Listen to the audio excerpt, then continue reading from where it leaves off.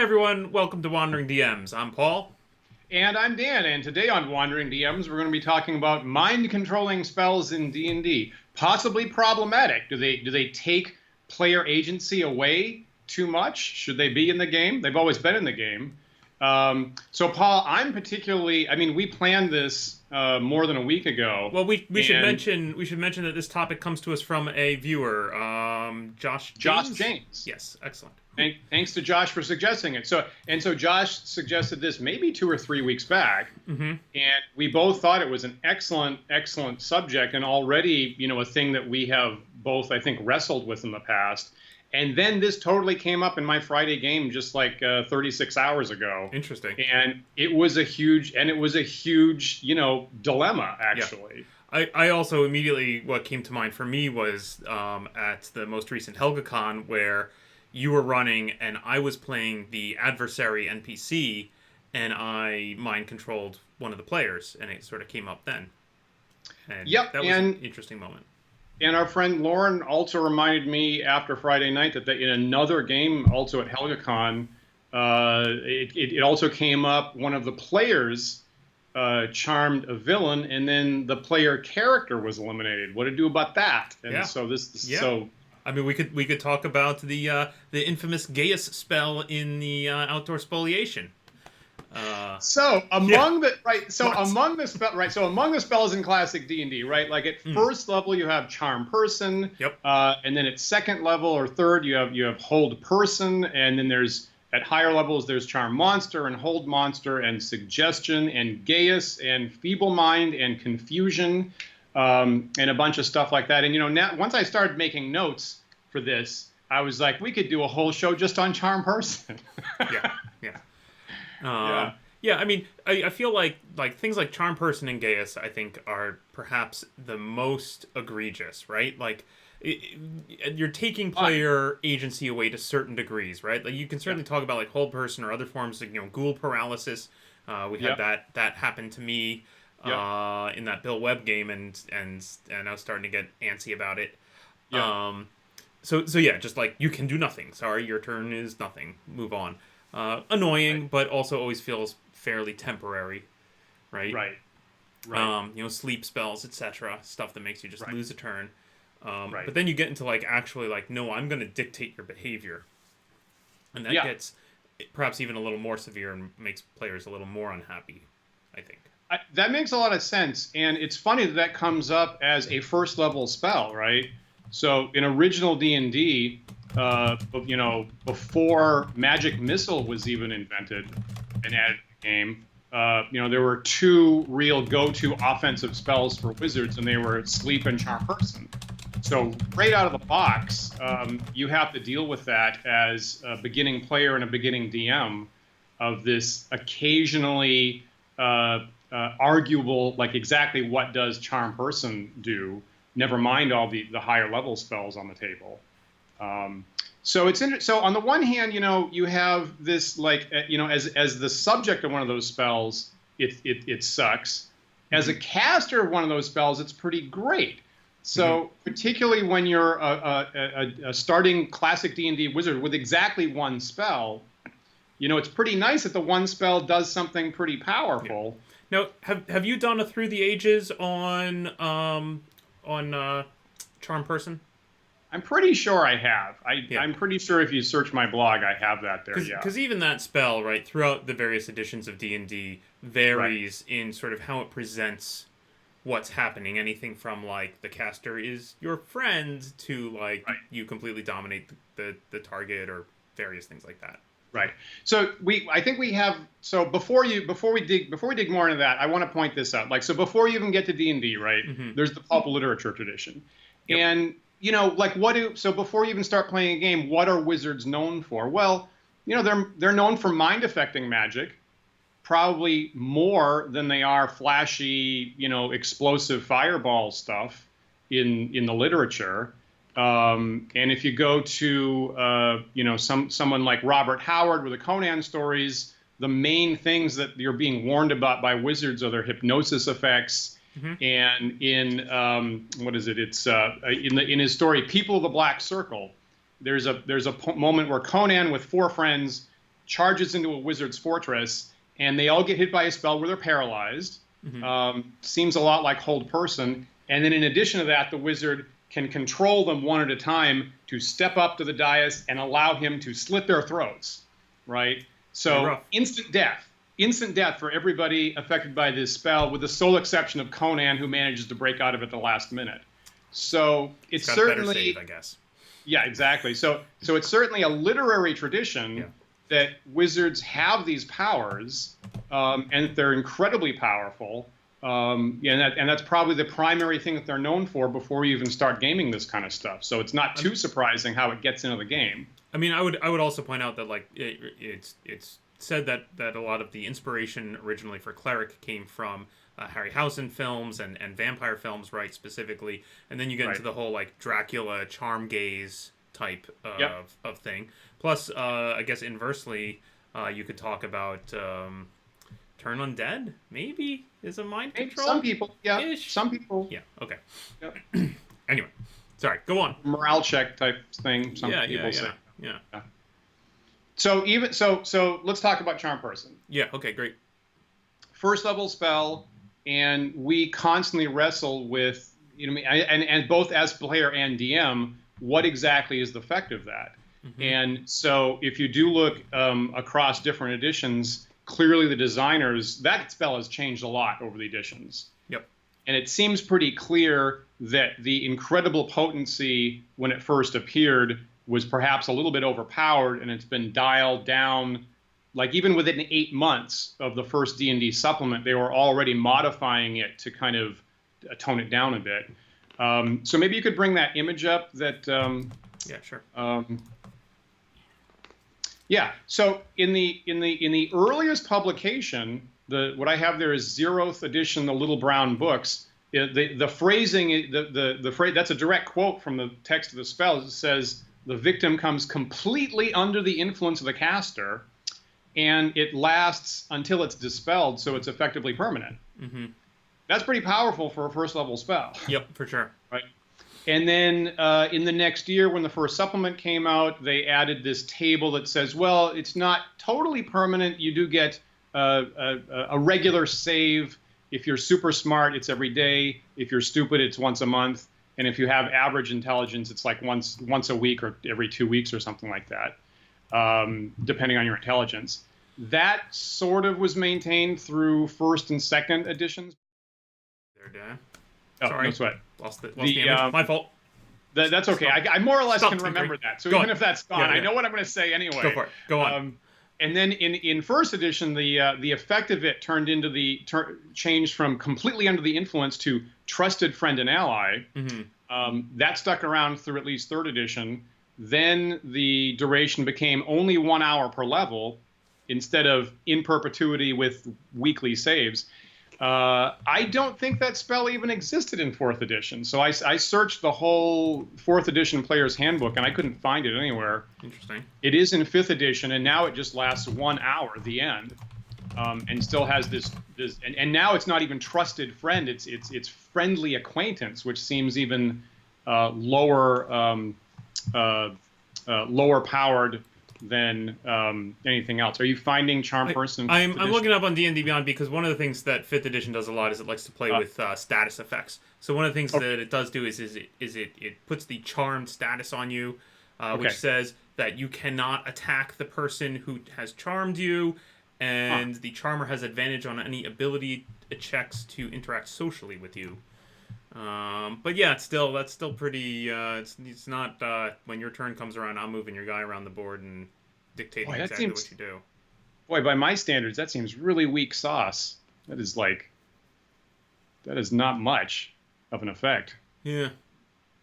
So anyway, but nonetheless, any one of those editions, you do have to make some kind of judgment call about what would a trusted friend do. I feel like the 5th edition version, and this is an interesting aspect of this that's probably plagued the game throughout, is the sort of like, what is the use case scenario for this spell? Are we talking about in combat, I am going to control you, so now you become a resource for me for the combat? Or are we talking about like social situations where, I'm trying to get a better deal at my room at the inn, or I'm trying to, convince the ruler to let me do something that he normally wouldn't do, or et cetera, et cetera. Yeah, I mean, my idiom, I mean, coming out of original D&D text where it's mostly all dungeon adventures, I mean, my instinct is like, well, this has to be useful in a aggressive dungeon situation. Yep. I'm assuming it's getting an additional combatant on your side. Mm-hmm. Now, I've always liked to. Assumption. One of the things that has bothered me about Charm Person and a lot of spells that get used in social situations is it inevitably asks the question, how. We don't need to keep staring at this, right? It inevitably asks the question, how obvious is spellcasting? And the more I've thought about this problem, the more I like to say, very. Like, magic should be flashy and in your face. Like, I'm waving my hands, I'm incanting arcane words of power. To which end, I've started ruling Charm Person more and more like, you're clearly ensorcelled. Like, this, like anyone looking at this person would be like, there's something wrong with this person. They're doing weird stuff. I think I was on the fence about that until I heard you explicate that, and then I immediately was like, yes, that's the way I've got to judge too. So now I'm totally in the same boat with that. Yeah. So I like that, and I like that sort of, and that leads you more in the direction of like you have complete control because they're kind of like, yes, master, right? It kind of that hypnosis. It gets back to that Howard inspired kind of feel. I think I totally agree with that. And also a lot of comic books, actually. Like if I read Marvel comics with either Thor or Doctor Strange, that's also kind of the effect of someone's like slow, kind of half zombified. Their speaking has been changed. Yeah. So I kind of like that too. And it's interesting because if you say, it's one of those things in the evolution of D&D whereby if you say, well, to begin with, it's overpowered. The totally under control. Okay. We're going to modify this to trusted friend, but now that makes way more rulings difficulties. Yeah. Like, I know what totally under the control means. You're totally under the control. Done. But as soon as you go, well, they're only a trusted friend, I'm not entirely sure what that means. And now we start to have, actually, one of the other players Friday night actually started to bring up Wittgenstein's philosophy as part of this. Like, well, what do words mean in a social construct? And what does control mean after all, right? And now we're actually debating Wittgenstein after the game as a result of Charm Person. Yeah. And it's a much bigger can of worms to adjudicate versus the very, very powerful, very simple structure that started with. Yeah, I feel like if you're trying to balance these kinds of effects, I think that I would look more at duration and ability to break out than the actual strength of the effect. Because, whittling down the strength of the effect builds all these gray areas that are really difficult. Yep. Yeah. So like one question I had after the game, so you think about these other spells, I mean, I think you basically said this in the preface, if like compared to Hold Person, right? Charm Person versus Hold Person, are they equivalently problematic, or is one, are we more comfortable with one than the other? I think we are more comfortable with a paralytic effect because it's just very easy to adjudicate. Oh, it's your turn. Yeah. No, you're still paralyzed. Sorry, move on.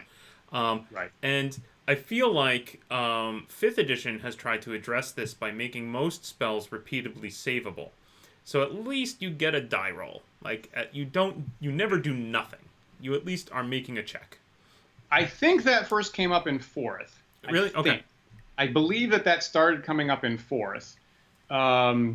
And I will say, so like, it's funny how much, ghoul paralysis is obviously very similar to this. So this came up, I think, 2 weeks ago when I was playing in a 5th edition game, and we were attacked by ghouls. And I was like, oh, ghouls, jeez, they are freaking dangerous, and we really got to pay attention to this. And someone got paralyzed, and I was like, everybody defend him. Everybody defend that guy. And it came around, and then that person got a save on the next round, and I was like, what? You get a what? Who? What? And I was like, yeah, you get a save every round to just break out of it. And I was like, oh, well, this isn't really as dangerous as I'm accustomed to. This isn't really that bad. Yep. So that, I mean, for me, that made it much less terrifying than I'm accustomed to.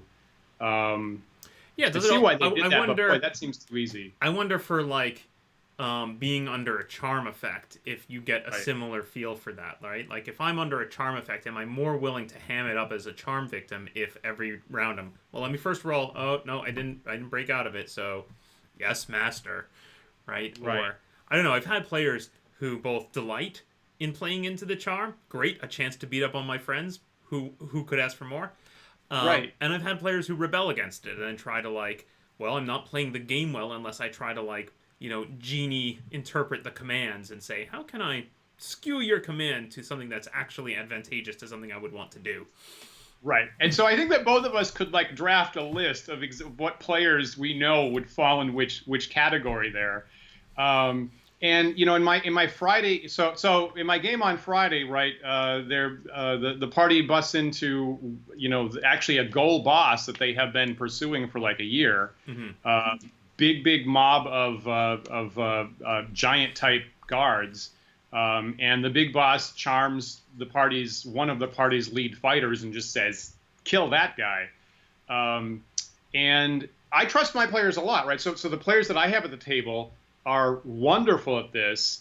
And it came up afterwards that like what was happening was really highly dependent on how much I totally trusted the players to make a decision in this really, we all agree, really kind of hazy gray zone. And in other cases, I've had to put the law down more about, you've got to do this and then actually like, threaten XP penalties or stuff like that. And that all gets very strange. Yeah. So on top of other things, it becomes really important about how well, what the particular players want to play with that. It makes the action a lot different. Yeah. And I think that's going to vary from player to player, right? Some players just don't want to do that stuff. I mean, personally, I would delight in being charmed because there's so many clever ways you can roleplay that, right? You could certainly play the glassy-eyed yes master, but immediately my head starts going to like, what if I'm totally aware and horrified by what I'm doing? Oh my god, I'm so sorry. Please forgive me as I wail on someone. Well, okay, so one of my notes here is, have you, Paul, ever been charmed in a game? Not as a player. Right. Certainly as a DM. Certainly, okay, right. as a controlling an NPC, Good certainly point. Yes, but never right. as a player. As a player, I have never actually been on the receiving end of a charm person. So, to be perfectly frank, I don't know what that's like. It's probably because we don't often play fighters, right? Who are always the target because they have the worst saves. Yeah. Good point.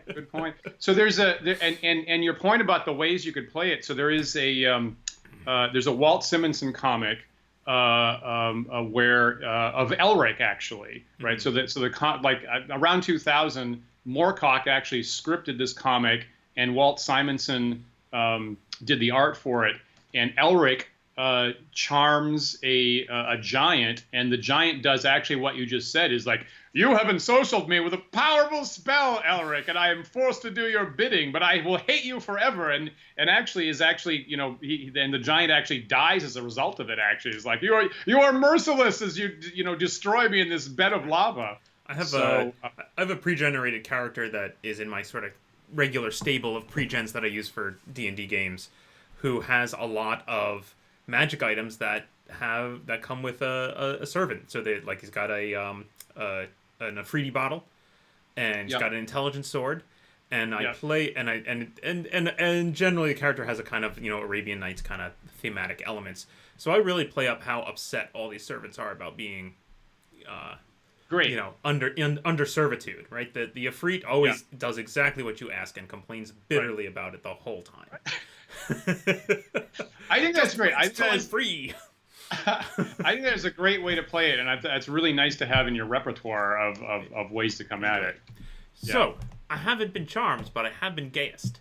So and that's an interesting story, and I feel like we should talk about that. So let me give a little background. So every year at this one convention, Dan runs a game called Outdoor Spoliation. If you go search for it on his blog, you'll see lots of entries. The game is based on exploring the wilderness using the outdoor survival rules as is dictated in the original D&D books. And you always bring the same characters, and correct. A lot of people have played it year after year, and so we start choosing the same characters, and so we've assumed some level of continuity between the games. My character at the very end of one game ended up getting Gaius cast on him and I think he had to fork over a whole bunch of treasure. Is that right? Like, the standard. yeah. So the standard original D&D rule is a wizard in a castle. Their default thing is either you give them magic items or they Gaius you to go get treasure. Right. Okay, so he was commanded to go get treasure. Right. Right. The next year, Dan ran this adventure again, and the traditional character I choose was not in the pile of characters. And the whole plot ended up revolving around go and find this guy. Not really whole plot, because again, Dan doesn't. This is a very sandbox kind of setting, right? Like you. I think really there was a middle session where you went to get the treasure, and then right at the end of that session, you Paul said my character takes it in the middle of the night and just disappears. Right. Oh yes, Yeah. That's right. Yep. So I took the treasure. I think maybe that happened all in one adventure. Yeah, maybe you might. I think you're got right. the Gaius Right. cast on him in the middle of the adventure. Went off. The party wanted to get treasure anyway, so that's what we went and did. And then we ended it with and I disappear in the middle of the night. That's now, it. Had it been a rig, I think I had some crazy plan that I was going to deliver the loot, and then once the spell was off, find a way to murder the caster. But yeah, so we started the next session, and the character's not even there, and I was like, "What the? Damn it!" Right? And so then, of course, I pushed really hard for the party to we have to go find this guy. And I think I even took some other character that no one had played before and interpreted him as the son of. My father's been ensorcelled. We must save him. Let's go. Yeah. I thought that was delightful. Yes. Okay. Yeah. So now that I think about it, right. So I think I had to play a good half of that session as a character who was under Gaius. Right. So I had to role play that. And I think, if I recall, the way that I role-played it was that I was totally conscious of what had happened. That I knew I was being compelled by a spell. I was incredibly unhappy about it, but I must do it. Right. And and again, as a top-notch player, that worked immensely well. And and then you were in conflict with the other characters, and they would tie you up overnight, I think, until you found a way to escape and stuff like that.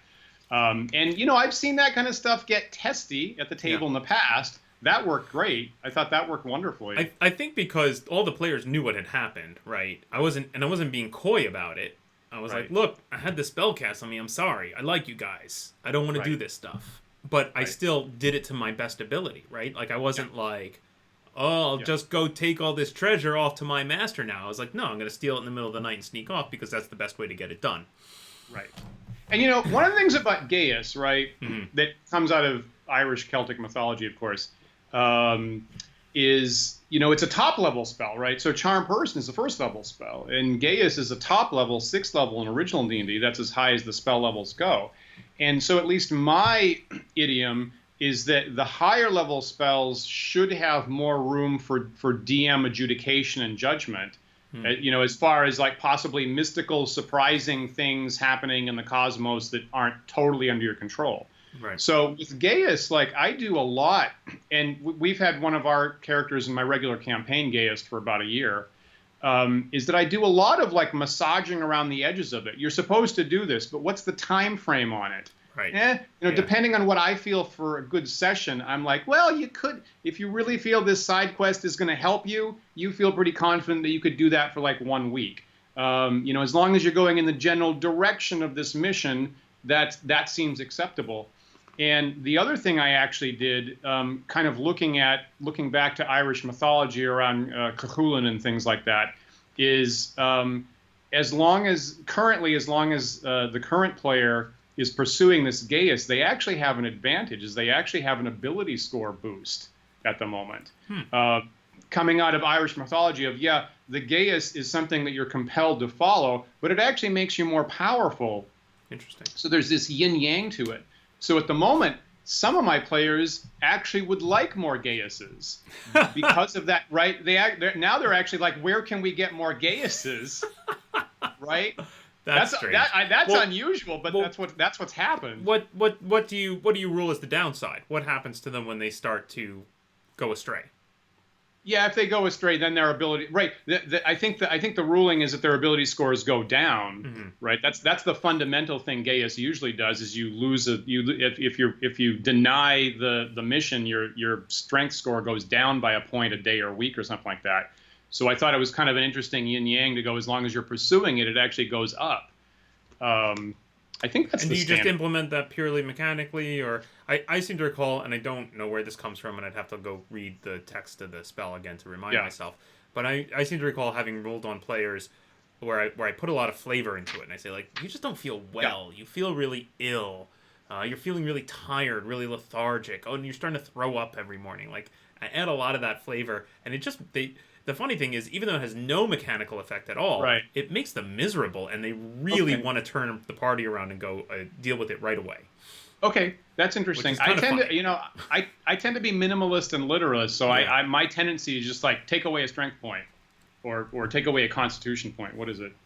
Yeah, it says so. The original rule says any attempt to deviate from the performance of the task will result in weakness, and ignoring the geas entirely brings death. Yep. Yeah. So I try to step them towards that to make it clear that Yeah. like you're on the path towards weakness and death.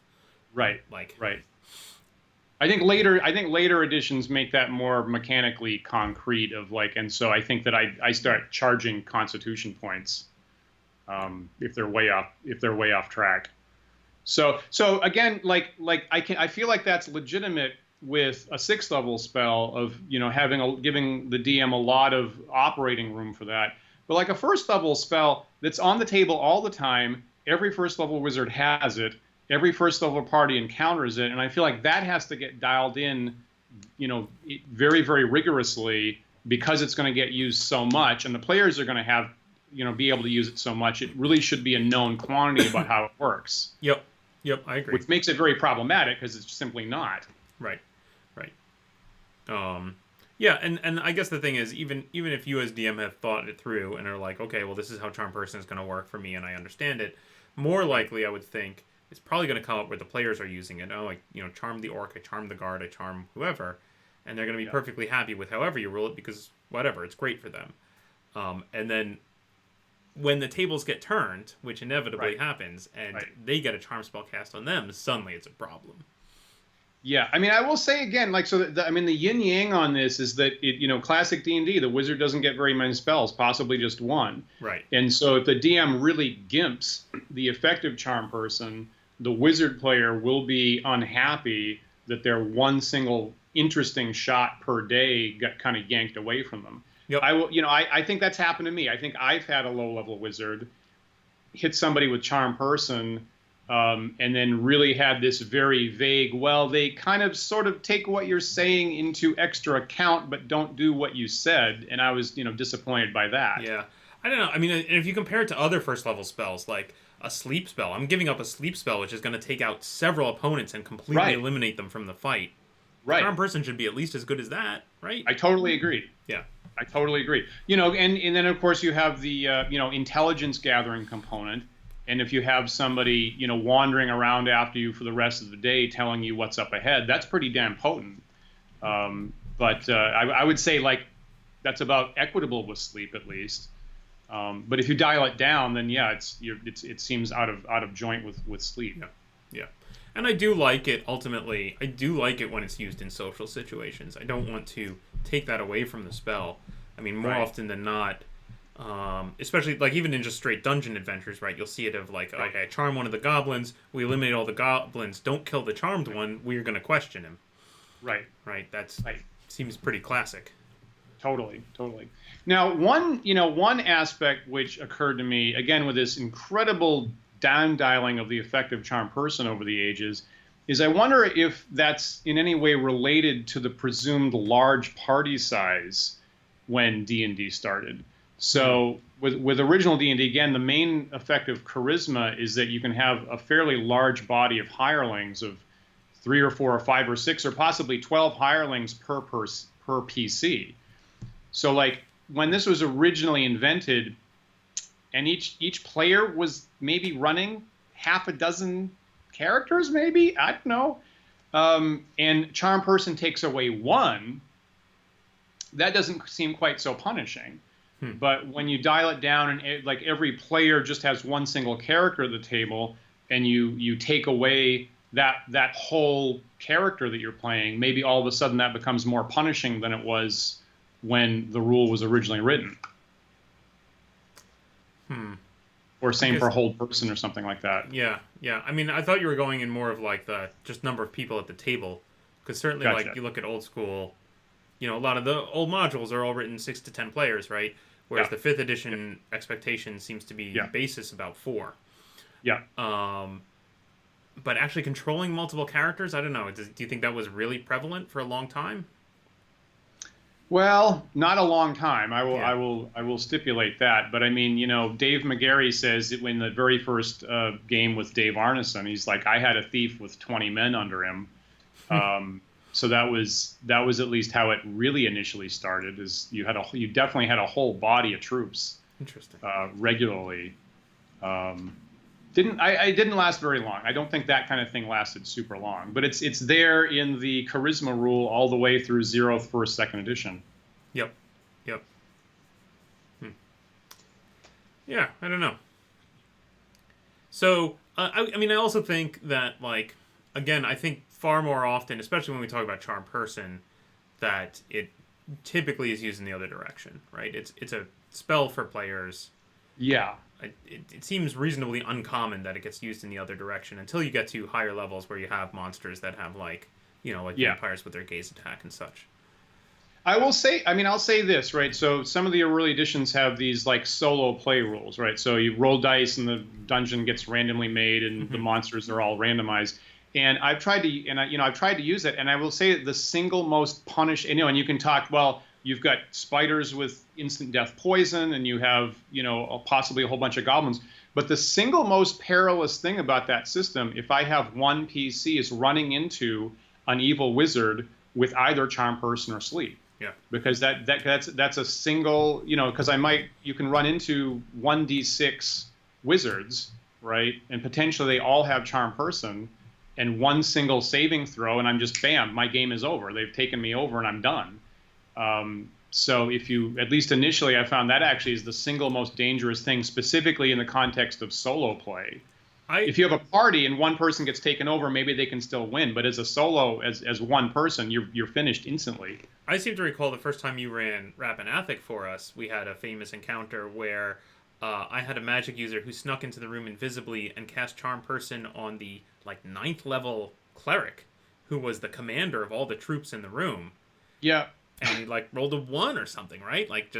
I have that on my blog. I was looking at that the other day. I have it on my blog, and I have a photo of the 1, right? So it's documented in perpetuity. Is that I think I could only miss the save. He had some bonuses and magic items. I could only miss the save on a 1, and it came up. And it came up freaking 1. And that completely, and I don't know, maybe you were being overly generous because we were running out of time, but that completely neutralized the whole fight, right? That we were we were in way over our heads anyway. Yeah. And you were just like, yep, you tell them to get the treasure and they do it, right? Because there's more and more, like the tapestries and the chandeliers and the gold candlesticks and 2 chests of treasure and a magic fountain that even disconnected is still spurting water everywhere as you carry it through the dungeon, and on and on and on and on. It seems clear to me, right? It seems the completely under control seems very clear to me. Yep. And it seemed easy to make that call, and it was super friggin' funny. It was pretty hilarious. And I would say, by making the spell more obvious, I think you make it more enjoyable for everyone, right? We don't have to deal with situations where the party has to role play, well, I don't know that he was charmed, so I think he's just a jerk, and now we have all this inter-party strife, right? Whereas instead, a game like D&D especially... No, I might not say this for other systems. We're talking about Cthulhu or something.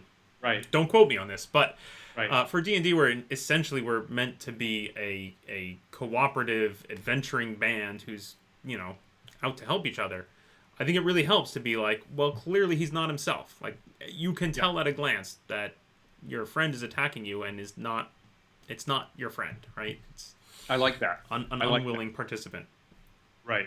And when it goes into the vague, ruling bit of trusted friend or acquaintance, it's okay, trusted friend, but now how does that relate to your colleagues that you've been partying and trusting your life with up until now? Is that totally overridden, or are they in the same level? Can you have a debate between the two groups? Right. which isn't super fun. Right.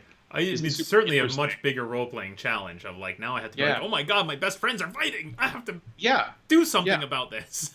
Right. And if that's the rule, it seems like that would be the rule every single time. Like every single time you have these two competing parties, and then like the charm person just basically turns into, reality show argument, basically.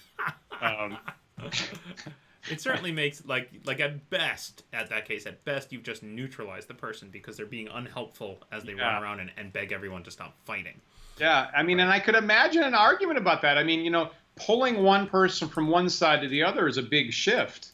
Kind of like, what if one vote in Congress changes, that's actually a 2-vote swing. Yeah. So I could imagine someone actually saying, well, for balance purposes, that's all charm person does. It just takes you out of the fight and you're just indecisive. That's not the way I rule it, and that's not what it says in the rules, but I could imagine an argument for that being balanced. Well, and I mean, we might be overly harsh here on 5th edition's version of Charm Person simply because the scale of spells is different, right? I'm sure there must be a higher level charming spell in 5th edition, right? Earlier editions probably don't have as much variation in power levels, right? I'm saying this off the cuff, but I'm going to go do a quick search here and see if I can find how many charm spells exist. I mean, to me, 5th edition looks very much like 3rd edition, which looked very much like 1st edition. So, so there's I see Charm Person, Charm Monster, which is exactly the same as been in the game since 0th. I mean, the effects. Even Charm Monster has the same verbiage in it of being friendly and having the charmed effect. Now, and to which the most impactful of the charmed effect seems to me of they can't attack. Charmed creature can't attack the charmer or target the charmer with harmful abilities or magical effects. Look for in 3.5 they started introducing a spell called Dominate Person or Monster, exactly, right? Which was the more potent, right? So they have that, Yep, there's a 5th level spell, Dominate Person. Yep, there you go. Okay. Yep. So even in I think 1st edition, right? So you go to 0th edition and you have the Charm Person spell at 1st level, and then a number of monsters, and you mentioned vampires and dryads and something else have a Charm Person effect. And then in 1st edition, even in 1st edition, Gygax attempted to split them out, and there's some text in 1st edition that says, well, Charm Person from a monster is not the same thing as Charm Person the spell. Charm Person from a monster totally dominates a person. But Charm Person, the spell, just makes you a friend, and so here you see with the 3rd or 5th edition Dominate spells, the formalization of that split, which I don't know. I see why they did it. It seems it seems complicated, but I see why they did that. Yep. I mean, also, just the scale of levels is just different, right? Like in 5th edition, we're looking at up to level 20, not up to level 10. True. I mean, that's the same as like 3.5. Yep. That's the same as the 3rd edition idiom. Yep. True-ish. Yeah. Can't remember how high a level that makes. Does that mean we have up to 9th level spells, maybe? So a 5th level spell, rather than being near the top of all powerful things, is actually in the middle? Correct-ish. Basically correct. I have a whole essay I can do on that issue because it's weird. It's weird that the and that's been the case since even the supplement, right? Even the 1975 supplement to original D&D did that. Is it expanded from 6th level spells up to 9th? That's been the case since 1975. But it's weird that you have all the what seemed to me ought to be the top end cosmic space and time bending spells of death and no magic and resurrection. They're all at 6th level. Yeah. And then you have these weird fiddly things that show up at 7th, 8th, 9th, like limited wish or delayed fireball, right, at the 7th and 8th, 9th. And so that's always freaked out my brain about why what seems like the ultimate conceptual spells are sitting at 6, and then this weird stuff at 7th, 8th, 9th. Yep. It's fair. Has been my let me just tell you the situation on Friday night. Okay, great. Okay, and I'm going to ask how you would rule on this. Yeah. Okay. Okay. So I have one player character who's one of the 2 lead fighters who has been gayest for a whole year to pursue a particular monster and a particular treasure that that monster has. So finally, after going through 1, 2, 3, 4 levels of a particular mega dungeon trying to pursue this individual, Friday night they finally actually encountered him. What have you got there? This is my DM screen. Get my DM screen. Oh, okay. Gonna make a ruling. Okay, I'm ready. Okay, great. Thank you. Okay, so Gaius, right? So Gaius to fight this particular creature. Well, this particular creature casts a charm person on that fighter who just happens to be Gaius, right? And says, "Defend me." Right, defend me, which is exactly the opposite of what the Gaius says to do, right? Which is to attack him. So the fighter turns around to attack his fellow characters. In addition to that, this lawful fighter also has an intelligent lawful sword, right? And is currently being controlled to do a chaotic act by a chaotic monster against his own friends, and he's also Gaius to do the opposite of what the charm says. What happens? Awesome. That is fantastic. I love it. I love it. Yeah. Did you have to I did not love it Friday night because I was like, I don't know. Okay. So hang on, I'm gonna put this down because it's annoying to hold that up this whole time. Okay. So here's my instinct. I'm gonna flip open the confusion spell and apply that to the player. Oh, all right. Okay. Because they're clearly under powerful magics in either direction that's just breaking their brain. Okay.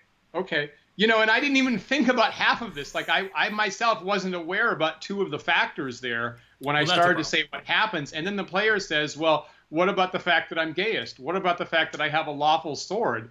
And I'm like, oh, my God, what are you doing to me here? Right? Yeah. So, okay. What did you do? Did you start making control rolls for the sword? I was desperate.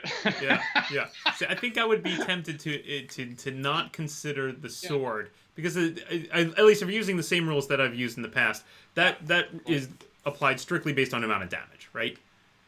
And the fighter is also at the cusp of death because I blasted him with a cone of cold immediately before this happened. So he's at about 1/4 normal hit points. So I think I would have him make the control roll. If the sword's able to take control, then the sword is not charmed. Only the person is charmed. So I'd let the sword do what the sword wants to do. If the sword doesn't take control, then I think the guy, because he's the character, because he's under the effects of both charm and Gaius, which are totally conflicting. I think I would flip to the confusion table. Right. That's great. I don't think I have. Okay, so I didn't have all these factors at the beginning.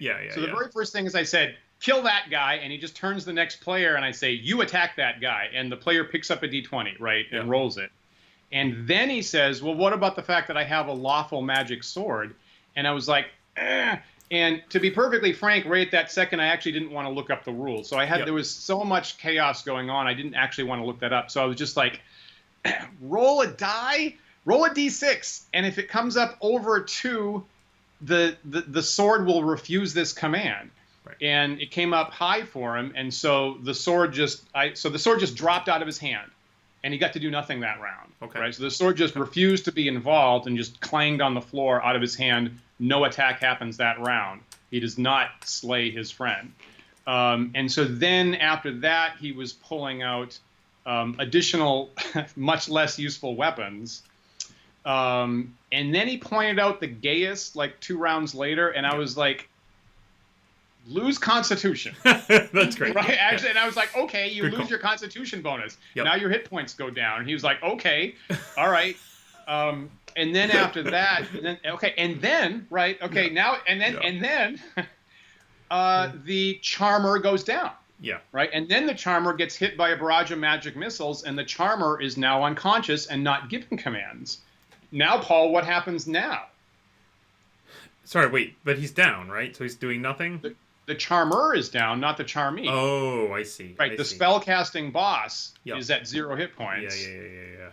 What does the charmed fighter do then? Oh, gosh. I don't know if you have a precedent for whether or not spell effects go away when a caster drops. Let's say no. Okay. So I think I would have to make a quick off-the-cuff decision on that. Yeah. Yes, you do. That's exactly what I'm saying. Yep. So, I think that my instinct is that it's more amusing that the spell effect remains in play, and that they're going to go stand over the caster and defend them to try and not let them die. I think that's where I'm That's going. what happened. That was also my ruling. Yeah, great. Yeah. Let me go back. I have a couple pieces of tangible feedback and advice. Yeah. First of all, intelligent swords. I have I have whenever I run D&D games at conventions, I have this 16 or so pre-generated characters. I have them at various level increments, so I just am using them all the time. Every time I run a one-off, here's the characters. I know them well. It's easy. I see. Two of them have intelligent swords. And what I've come to discover over time is that players love that and always choose those two characters. So I've had to deal with intelligent swords quite a lot. Gotcha. My advice, after having done this many times, is make the moment a player gets an intelligent sword, make them write the mechanics for it on their character sheet. That is now their responsibility to know how to do that check. And you can say, make a will check. Make a control check with your sword, and they should know all the numbers. Okay. And I say that it's, maybe the numbers could be secret and they shouldn't know the will values of their sword or something. Right. But that just means that it doesn't get used because you've forgotten it or you don't know where it is. It's going to slow down the game, so you end up cutting it. Right? I think it's too much to ask to remember to go digging it up in the heat of a moment, which is really when the sword should take control, in the heat of a moment, right? That's a great observation. I do have a magic sword on an intelligent sword, like on a special index card. Yeah. And I kept that for several sessions while the player was trying to figure out what the powers were. And then once they finally discovered it, then I handed over that particular index card for the sword. Rock solid. Your idea is rock solid, and I would recommend that to people. What I've ended up doing for the convention games is I just go over that raw mechanic. I'm like, oh, you have the intelligent sword? Here's the plus. Here are the target numbers. Write this down. Okay, it's on your character sheet. When I ask you to make this check, you can do the lookup and make the check and know the numbers.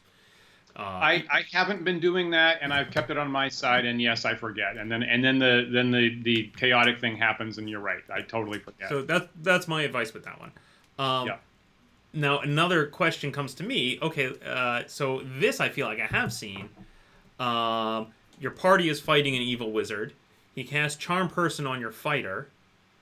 Right? And now, oh no, our fighter's turned against us. The magic user on your party then also casts Charm Person on that fighter. Now what? That's everything, right? That is why I want to play this game, because that's a mess. Yep. That's a freaking mess. Okay, you want my ruling? Yeah. Caster level checks, opposed caster level checks each round for who has the more powerful charm. Okay, I love that you do it each round. I was like, caster level check. Yeah. That's fine, as long as dice are rolled every round, and that's why I jump. My instinct is to jump to the confusion table because it's just so easy. It's just a straight 2d6 roll and whatever. But yes, check every round because it's hilarious to have that character like, oh, now I'm your friend. Oh, now I'm your friend. That's delightful. Right. That's where I'm. It's interesting because that's really interesting because this. We started this discussion and I'm like, I really don't. I was like, I'm unused to / offended by a hold spell getting a save every round. But now here I am wildly entertained at the idea of opposed charm caster effects and how great that would be. I don't know. I don't know what the hold stuff now. Now with the other stuff, I'm like, I really wouldn't want the spell to totally go away based on one save. Right? Like, I feel like these spells have got to be more potent than possibly 2 rounds of effect. So you want hold person where I'm rolling every round for a certain period of time? It could come back? I would be more comfortable with, yes. I mean, I would be way more comfortable about that. I mean, that sounds a lot to me like the way Blink works, which is, again, have I told that story on this stream about the Blink spell? I think I've heard that, yes. Yeah. I think I've heard that, and then someone was invisible and they couldn't find him. Yes. My character was unconscious under the effects of a blink spell, which is not concentration, so I was still making checks every round, my unconscious body disappearing and reappearing, which is hilarious and a highly memorable moment of the game. And what are we doing this for if we're not after making those moments that we clearly remember and continue to recount? Right. And it's interesting, so it's interesting. I mean, these other spells, confusion has a specific die roll per round. Fear, you run away, right? That's you got to run away. That's very concrete. Hold, you're paralyzed. The real super trouble one is charm person at first level. That is that's the real hard nut to crack. Maybe that should have been higher level. Maybe as DM you got to sit down and you got to decide in advance these situations of what if you're double charmed? What if what happens in combat? What happens if the charmer goes down? To make that more concrete, because as it is in the original books, it's a real hazy. I wonder if you shouldn't. You could potentially apply a hit die cap to it, similar to say sleep. Charm person only affects creatures of this hit die or less, so that players eventually cap out of it. That probably should have been the case, and in fact, it's weird because in original D&D, I think that actually is like the second ever spell. What, sleep? No, charm person. No, they're both at the end of the first level list. So for whatever it's worth, like charm person is the first attack spell. Yep. Right, and then sleep comes right after it. So it's almost like every other attack spell has got some kind of hit die component or some kind. Sleep has a maximum effect hit dice. And so it's almost like when Charm Person was written, they hadn't thought about that whole issue yet. Yeah. And maybe it should have had a hit die limit. Moldvay in BX actually adds that. Oh, adds a hit die cap to Charm Person? And in fact, right, yes. And he makes it perfectly symmetrical with sleep. So actually the limit of sleep at 4 hit dice is exactly what he does with Charm Person, so that an ogre can be affected. And that's actually different than other editions. Now, interestingly, have you looked at Sleep in 5th edition? I don't think I have. So, because this surprised me, because we're now used to things are weaker because save every round, blah, blah, blah. Right. Sleep, you roll a number of hit points. So it does this weird hit point math where, it affects this number of hit points, and then you start tallying up, this creature consumes this many of the hit point pool and whatever. And the creatures who are under effect are immediately completely unconscious and can only be woken up with, being slapped around or loud noises or etc. Right. No continued saves. It's not there. Okay. So that's standard-ish. Yeah. It's funny because it surprises folks, especially design-minded folks who got used to the fact that, in 5th edition, you always get another save. Well, turns out not for Sleep. Gotcha. Interesting. I think one of our close friends was in maybe a convention 5th edition game or something like that, and his wizard took sleep, right, knowing that we're accustomed to that being powerful, and then the DM actually pushed back against that and said, in my games, I don't like sleep. Why not? Because it's a spell that's very good at low level, and then the effect is basically negligible and worthless at high level. And our friend was like, well, that seems like good balancing there. Right. I guess why is that an argument against it? Yeah. The other thing I forgot to mention in 5th edition, Sleep, as is traditional for Sleep, no save. Ever. What? No save at all. I forget that. No save. I always forget about that because, of course, in my games, everything negative has a save all the time. Yep. And I have actually started to forget about that. That is hideous. Yep. That wasn't in the. That wasn't in the edition. Yeah, weird. That wasn't that the no save bit was not in the original book, but in the 1975 supplement is the first time it said that. Right. There is no saving throw against this spell. It says that explicitly, but not until the supplement, which is way overpowered. But on the other hand, it affects so many people. Maybe they were thinking I don't want to roll so many saves. I don't know. Every time I pick up this book, it puts a whole lot of extra light on my face. I'm like, wow, that's bright. Nice reflective book you've got there. All right, so, Dan, any final thoughts on mind control? it's interesting that I guess the real problem is charm. Yeah. Like I can deal with Gaius. I can deal with almost anything else. You think deal because there's so much room for interpretation and it's a high level spell and you anticipate being requested to interpret. Yeah, okay. Yeah. For me, I feel like that. At least for me in my games, that has worked. And then charm's the real weird thing. Again, as evidenced by how much the writers radically changed that over the years. You know, compare that to sleep, right? So what you just looked at for sleep is very similar to what it was right out of the box in 1974. Yep. Affects a bunch of people, affects the low-powered ones first. There's a die roll. There's no save. That is, you don't get extra saves per round. That is pretty darn close to what it was in 1974. But the charm spell has been radically changed. And it's weird that as you pointed out, by trying to alter the effect, it gets more and more nebulous and more hard to rule on. Yeah. Which is unfortunate. Yeah, so I think that's where I stand. Is I think that magic should always be blatant. There's nothing sneaky about magic. Yeah, it should always be obvious. And if you just follow that guideline, you avoid a lot of weird gray areas in spells. Not just Charm Person, although Charm Person certainly stands out as a prime example of that. Yeah, yeah. For the purpose of Charm Person, with that ruling, does that make that basically not useful in diplomatic settings? Does that basically make that only, opposition combat useful? I think it's useful in diplomatic settings only when the situation is exactly right? Like if we are solo with someone, and we have some opportunity to force them to do something, right? Like I don't know, I charm the king in his bedroom and then I make him go out and make this proclamation, right? Right. Like, Yep.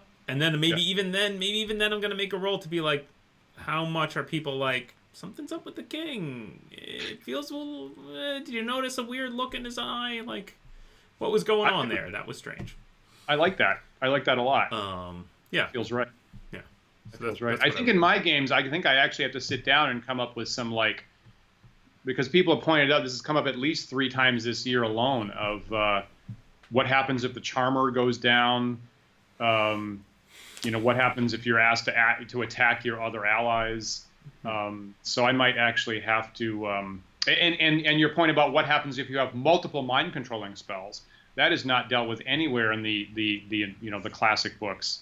So I might have to sit down and actually write up some concrete protocols for when that comes up in the future. When the players use it on the monsters, it's never a problem. But when it gets used on the players, now it's a problem. Why is that? Is it just because the monsters are so short-lived? Inevitably, the thief's going to kill that charm victim. Pretty much. And I'm not, and now I'm still playing, right, as DM, right? I still have stuff happening. I'm not morally offended. I'm still active in the game. But a player with one single character, if that character gets taken away from them, and and then you can say, like, is that worse than just a death spell? Is that worse than being paralyzed or slept or just outright killed? And then you still have to, like, for me, sometimes it's better for my character to just get killed because then I can start rolling up somebody else and get back in the game. I mean, but when your character is charmed, you're hanging in that respect. Yeah. I would point out like death, I think, is almost better than like petrification, right? Oh, they got petrified. Are we going to be able to find someone who's going to be able to restore them? Are we going to lug this statue around with us? Like, should I make a new character or not? Yes, right. And, actually, as a little side point, nowadays, I would tend to say yes, and maybe that character is temporary. That's a good one. I would tend to say, yes, bring a character in, and if the other one gets resuscitated, now you've got 2, or one's a hireling, or, or graduated, or whatever. Oh, that's good. That's good. I like that. But yeah, I mean that is the problem with the mind controlling spells, is what happens when the player agency is taken away and basically they don't get to make a decision on their turn. That's painful on both sides, frankly. Yep. Great. For the DM, I'm just bringing in another 20 guys, and I'm like, great, I have enough decisions to make already. Take some away, please. Yeah. Take some away from me. Awesome. Take my NPCs, please. All right, viewers, if you have stories of mind control gone awry, or I can think of some edge cases that we haven't thought of that need to be applied for, or know of certain items or effects that we missed that we should have gone over, Please share your thoughts with us. Include them in the comments below. We'd love to hear what you think. Absolutely. And remember that you can like, follow, and subscribe to us on YouTube and Twitter, on Twitch, by the handle Wandering DMs on all of those sites. And you can also get Wandering DM's audio versions of all of our shows at the top podcast providers, and also on our website, wanderingdms.com. That's right. And thank you to our patrons who support the show. And if you'd like to join them, please visit patreon.com/wanderingdms. Remember that we are live every Sunday at 1 p.m. Eastern Time. Next week, we're planning a show on how to start as a new DM. So please join us next week for that topic and another thought-provoking discussion. We'll see you then.